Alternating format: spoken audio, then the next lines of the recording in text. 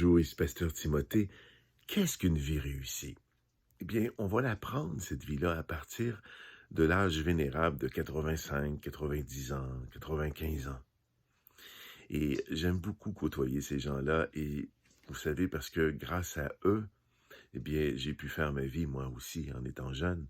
Et c'est eux qui ont éduqué les enfants, c'est eux qui ont permis à ce que les écoles puissent exister, à ce que, vous savez, qu'on ait de l'argent parce qu'ils travaillaient, payaient des impôts, etc., qu'on puisse avoir des soins hospitaliers, etc. Mais ils ont acquis aussi une grande expérience de la vie. C'est des gens qui souvent j'aime parler avec eux parce que ils en ont vu d'autres, comme on dit. Et parfois, ils ont souffert et ils ne veulent pas qu'on passe par les mêmes chemins. Mais qu'est-ce qu'une vie réussie?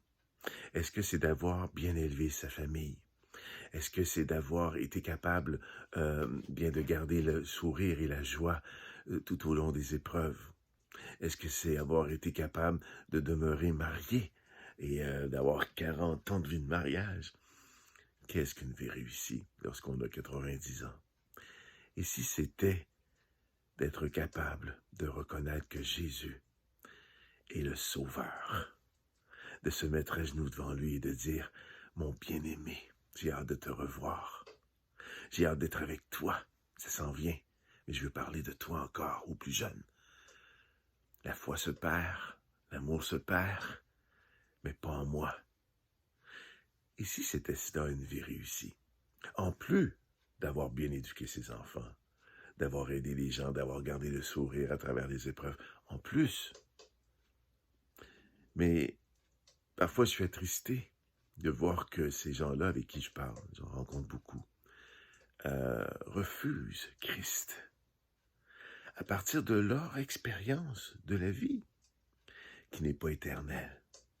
Et si avoir réussi sa vie, c'était d'être éternel tout de suite, à 90 ans, et de regarder les gens avec toute cette fragilité qui parfois euh, les accompagne dans leur corps, et de dire « Christ est vivant.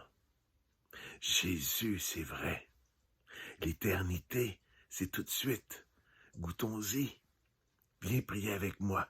Mets-toi à genoux avec moi. » Eh bien voilà la vieillesse que je m'engage à vivre.